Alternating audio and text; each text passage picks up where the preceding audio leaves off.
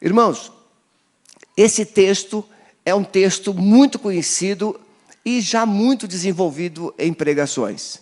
Mas devido ao contexto que nós estamos vivendo, nós vamos falar alguma coisa nesse texto, dentro da realidade que nós estamos vivendo como povo de Deus no Brasil.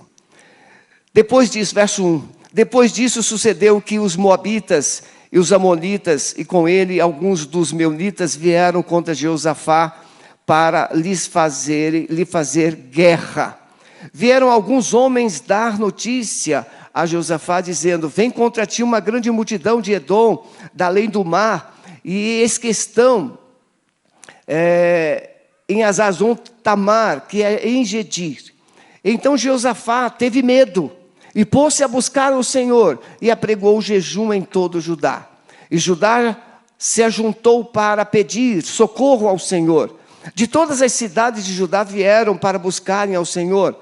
E Josafá pôs-se de pé na congregação de Judá e de Jerusalém, na casa do Senhor, diante do átrio novo, e disse: ó Senhor Deus de nossos pais, não és tu Deus no céu? E não és tu que governas sobre todas as coisas, reinos e nações? E na tua mão não há força e poder, de modo que não há quem te possa resistir? Ó nosso Deus, não lançaste fora os moradores dessa terra diante do teu povo Israel? Tá bom. Será que Deus teve amnésia? Quando é que a igreja, quando é que o povo de Deus decide dizer para Deus o que ele já fez? Quando é que a gente para e começa a dizer para Deus as grandes maravilhas? Lembra de Gedeão? O anjo aparece e diz assim: varão valoroso, Deus é contigo. Onde está o Deus que fez isso, isso, isso, isso e isso? Quando é que nós somos bons, irmãos, nas nossas orações, para dizer para Deus as coisas grandiosas que Ele tem feito? Quando nós perdemos o controle. Uma criança, se deixar, ela come chocolate até passar mal. E depois ela chega e diz assim: mamãe, dá um remédio, eu estou com dor de barriga. E quer um remédio que cure a dor de barriga na hora. Os que têm aí um DNA gaúcho, que gostam de comer churrasco, acham que depois do churrasco exagerado, é só tomar um negocinho verde assim, ó, e vai resolver. Por que não coloca um pouquinho de juízo na cabeça e entende que não é para comer tanta carne? Mas a gente faz as coisas. A gente decide. Tomamos as decisões. Fazemos as nossas escolhas. E as coisas nem sempre correm do jeito que a gente imaginava. Quem aqui conhece a história de meninos e meninas que decidiram casar? Eu já fiz casamento de menina de 16 anos, com autorização dos pais. A filha obrigou os pais a assinar o termo de responsabilidade. Agora eu pergunto, no tempo dos meus avós, nos dias bíblicos, casar com 16 anos não era muito anormal, porque a visão de família era totalmente diferente. Mas nos dias atuais, ser esposa implica em participar, não é, Adriana? Em participar do sustento. E o marido está olhando quanto é que você recebe. Aí a bichinha tem 16 anos. O que ela quer? Ela quer um cartão de crédito para ir para o shopping. Mas a conta vai chegar. E quem vai pagar? O marido. Então, nós obedecemos aos hormônios, mas não obedecemos ao Espírito Santo. Obedecemos à nossa ambição, mas não obedecemos ao Espírito Santo. Aliás, não desobedecemos ao Espírito Santo porque nós nem o consultamos. Não perguntamos a Ele o que Ele pensa daquilo que nós estamos pensando. Josafá, meus irmãos, ele foi um excelente rei. A Bíblia vai dizer que ele foi um rei que teve temor a Deus, fez uma reforma, avivamento.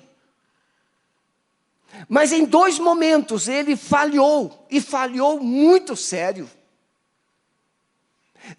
Nesse contexto que está aqui em 2 Crônicas 20, no capítulo 18, vai dizer que Josafá se aparentou com Acabe e Jezabel.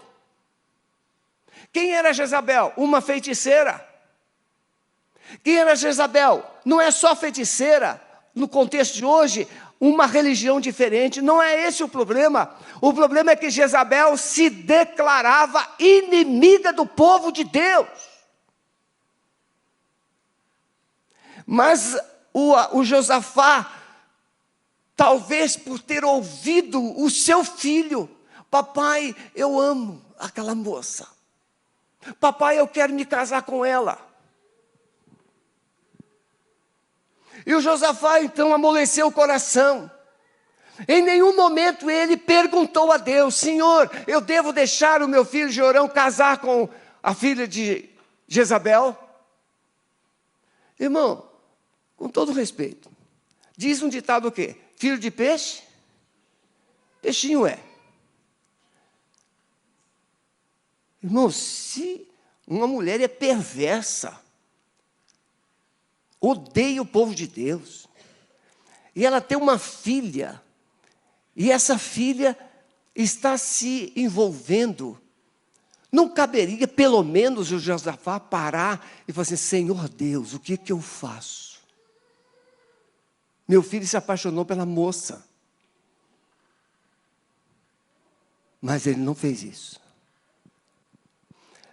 Aí passa esse episódio do capítulo 20, que é a restauração, mas chega depois desse aprendizado, o Josafá fará de novo outra aliança com o rei de Israel, Amazias, para construir navios para trazer ouro de Tarsis.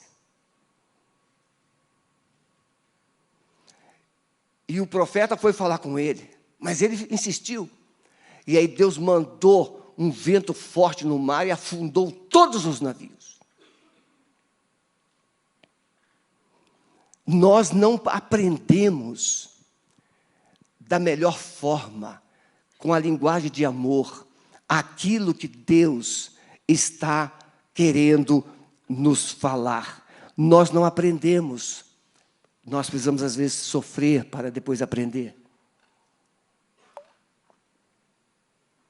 O texto vai dizer, que no capítulo 19, que Josafá nomeou juízes na terra. E ensinou esses juízes a serem corretos, íntegros, não aceitar subornos. E diz assim: porque Deus estará com vocês. Mas essa atitude de Josafá não anulou as consequências da sua atitude anterior. E aí nós chegamos no capítulo 20. Vem um exército de algumas nações numerosas. Alguns dizem que 1 milhão de soldados inimigos. Josafá diz assim: Senhor, em nós não há força para enfrentar essa multidão. Em nós não há poder. Nós não temos condições de lidar com essa situação, Senhor. Tenhas misericórdia de nós. E ele conclama a todos. Vieram as famílias, crianças, todos orando e jejuando em Jerusalém. E Josafá pede então a intervenção divina. Meus irmãos, qual deve ser a nossa atitude quando uma situação de crise chega? Bem, a crise já chegou, não adianta discutir mais. Já chegou. Leite derramado, não adianta chorar. Derramou. Mas qual atitude? Se você coloca o leite para ferver e ele entorna, É chato, não é verdade? Que coisa ruim quando você coloca um leite lá e por um lado você fica lá esperando. Bastou um piscar de olho o leite.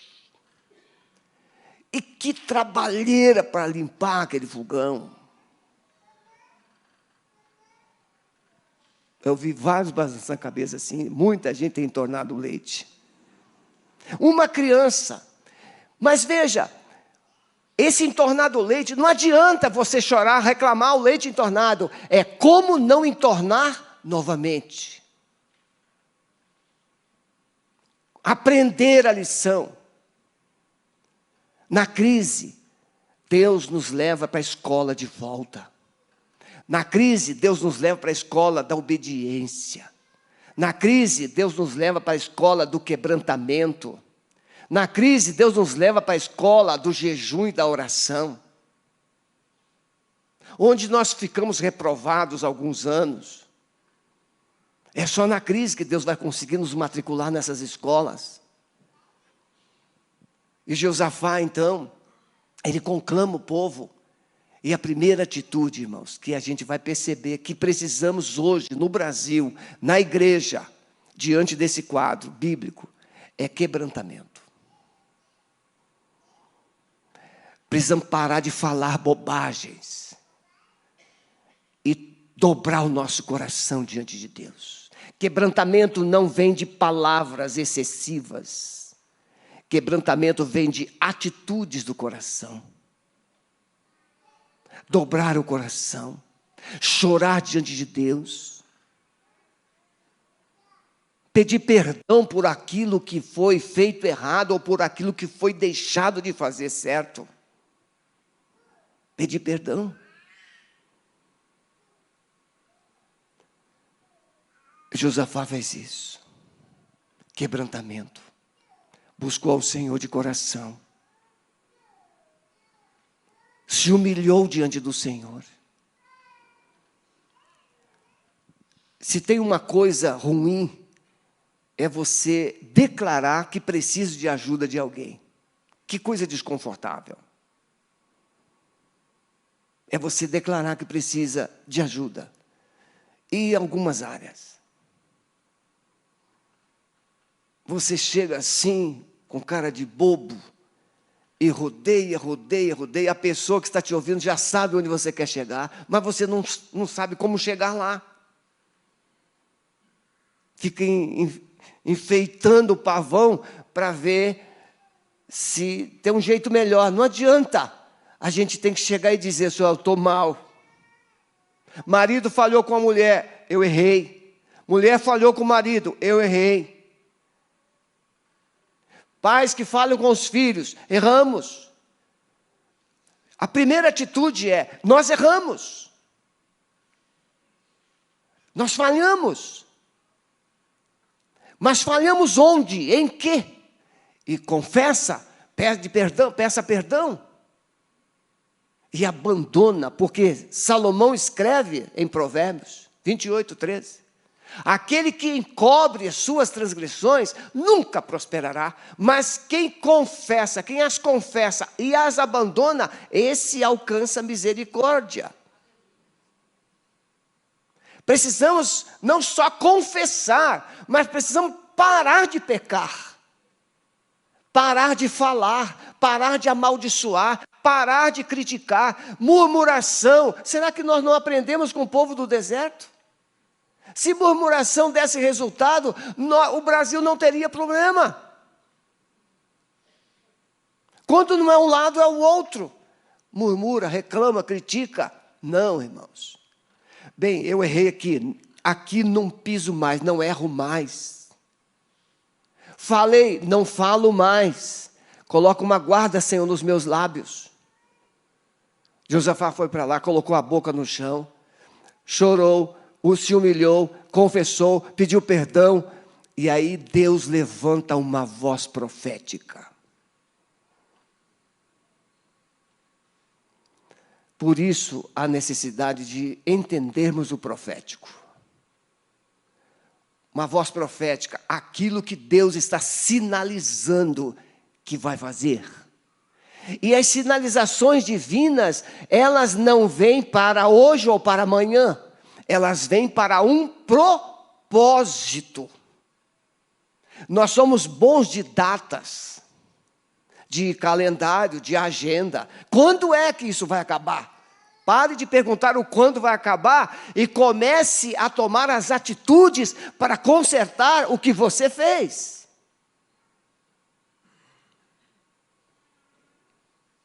Melhor do que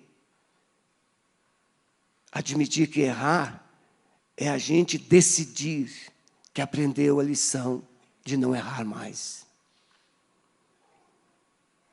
A palavra profética veio e disse assim: Josafá, a peleja não é vossa, mas é de Deus.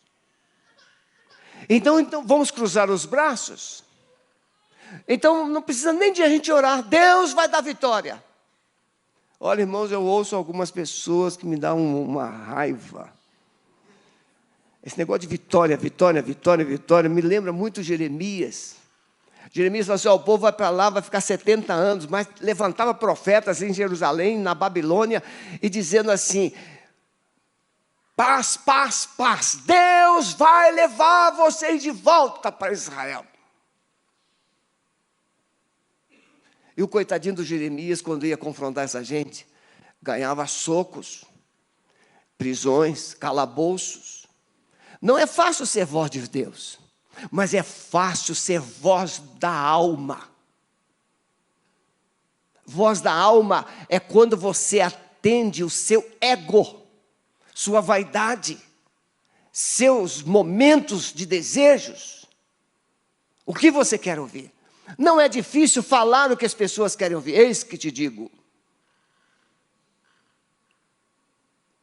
E empompa a voz e começa a dizer: não, irmãos, está na hora da igreja se humilhar. Está na hora da igreja. O momento da oração pela bandeira é lícito. Nós temos hoje nações onde o nome de Jesus não pode ser citado. E nós estamos reclamando porque há algumas limitações jurídicas. Não se pode falar de Jesus nas escolas. Pode sim, irmãos. Não se fala em todas, mas pode, em muitas escolas. Eu conheço um pastor atualmente, que ele está fazendo capelania em uma escola de 1.600 alunos, e as aulas estão parando para ouvir esse pastor. 20 e poucas pessoas estão se convertendo. Os professores querem ajuda. Quem é professor aqui sabe, com todo respeito. Me escutaram, não? Nem a câmera escutou. É preciso a gente entender. Nós nunca teremos o suficiente, porque nós somos vaidosos, egoístas. Mas sempre teremos o necessário. E o que é que nós temos, irmãos? Nós temos a palavra, nós temos uma fé, nós temos uma liberdade para falar de Jesus, onde quer que estejamos. Aliás, não precisamos nem de falar, você precisa resplandecer com atitudes, com posicionamentos, com abraços. Pense agora numa pessoa que você detesta. Não precisou nem fazer esforço, não?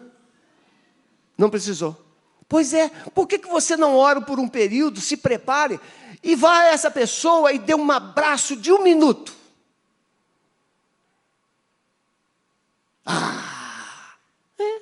Como é que você quer mudança? Se o teu inimigo pecar, vai a ele. O inimigo não virá a nós jamais, mas nós poderemos ir a ele. Dê um abraço em quem você detesta. E quem sabe ele, meu Deus, ele vai até falar, meu Deus. Essa peleja não é vossa, mas é de Deus. A guerra da igreja nunca foi dela, é de Deus. Qual é a guerra que não teve um soldado morto? a guerra que não aconteceu, que foi resolvida com um tratado.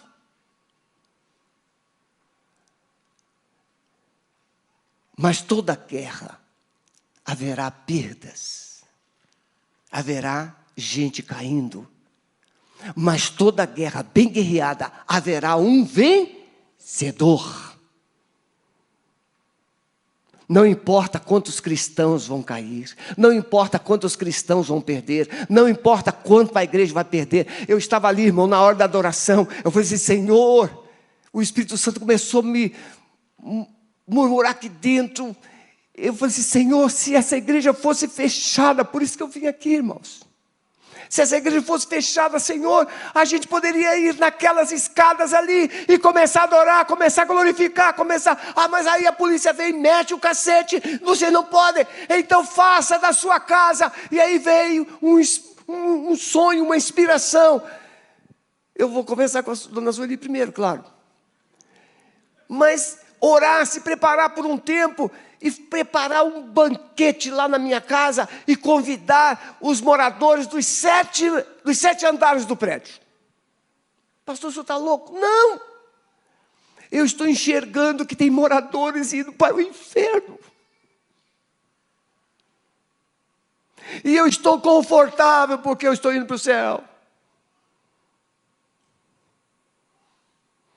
Eu trato bem os moradores que eu vejo e que eu me encontro com eles. Mas e os que eu não vejo? Então eu posso orar, preparar o meu coração, preparar uma mesa. A Bíblia diz, prepare um banquete na presença dos seus inimigos. E aí eu posso convidar os meus vizinhos. Porque se eu orar, e se eu realmente for alguém que eles já têm ouvido, acho que já, primeiro que eu ando com a camisa do Flamengo lá no prédio, para lá, para cima, para baixo, eles sabem que eu sou mais do que vencedor.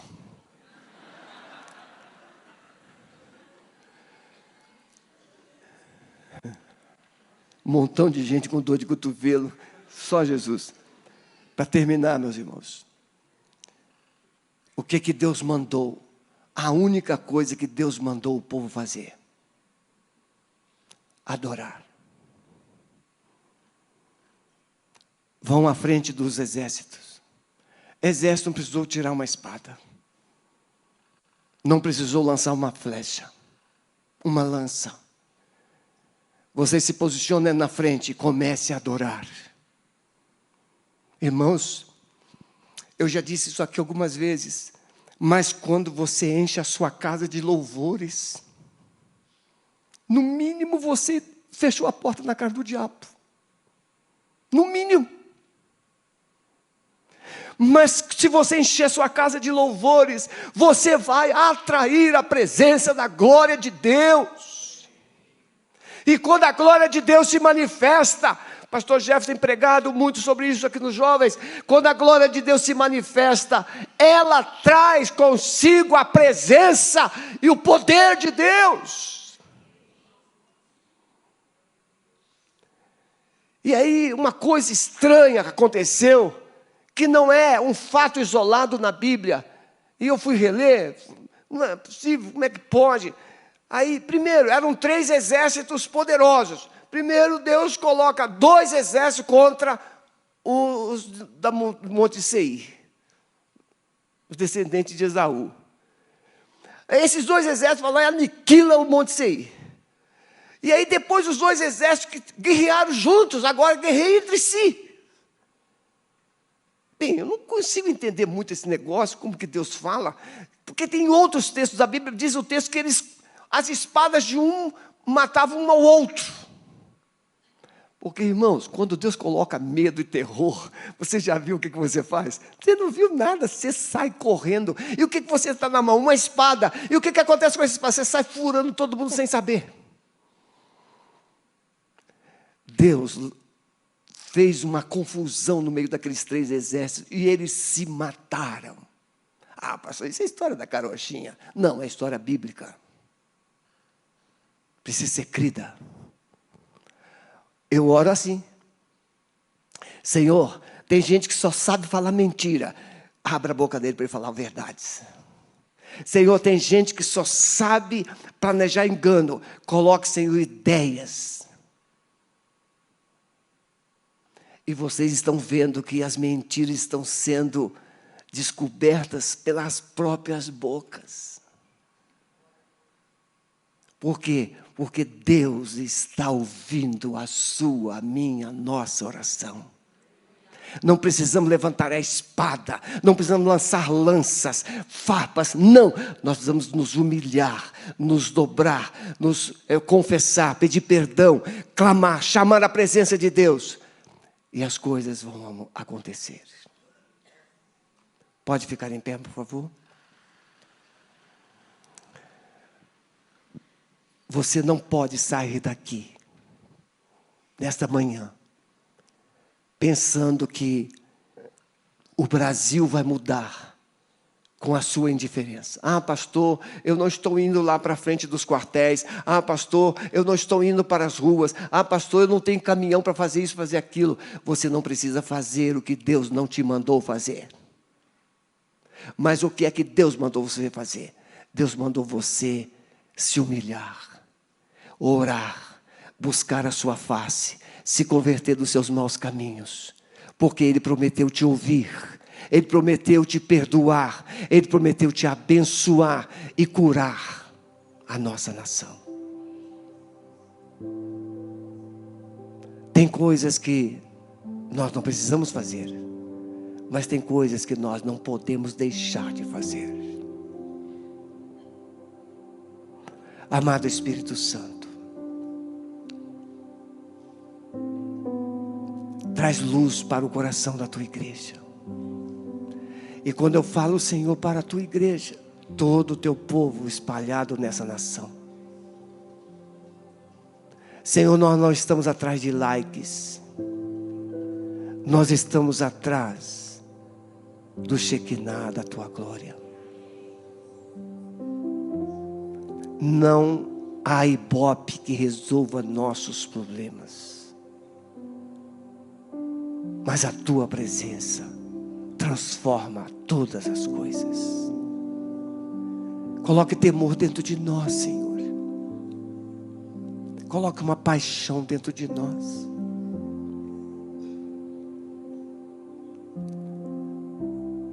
Ajude-nos a olhar, Senhor, em nossa volta com os teus olhos. E nos dê graça para resplandecermos a tua luz, para que vejam em nós a tua presença. Senhor, hoje à noite a juventude estará aqui realizando um grande culto. Que a tua glória enche este lugar. Que a tua presença seja notória. Obrigado pela vida de cada um dos teus filhos. Obrigado pela presença dos nossos queridos visitantes. Obrigado por aqueles que nos acompanharam e nos acompanham em seus lares. Que a bondade do Senhor os alcance e os abençoe. E agora que o amor de Deus, o nosso Pai, a graça maravilhosa de Jesus Cristo, Filho, e as consolações do Espírito Santo, seja com a sua vida, com a sua casa, com a sua família, e com todo o povo de Deus espalhado em toda a terra, agora e para sempre. Amém. Assim estamos encerrando o nosso culto. Que Deus te abençoe.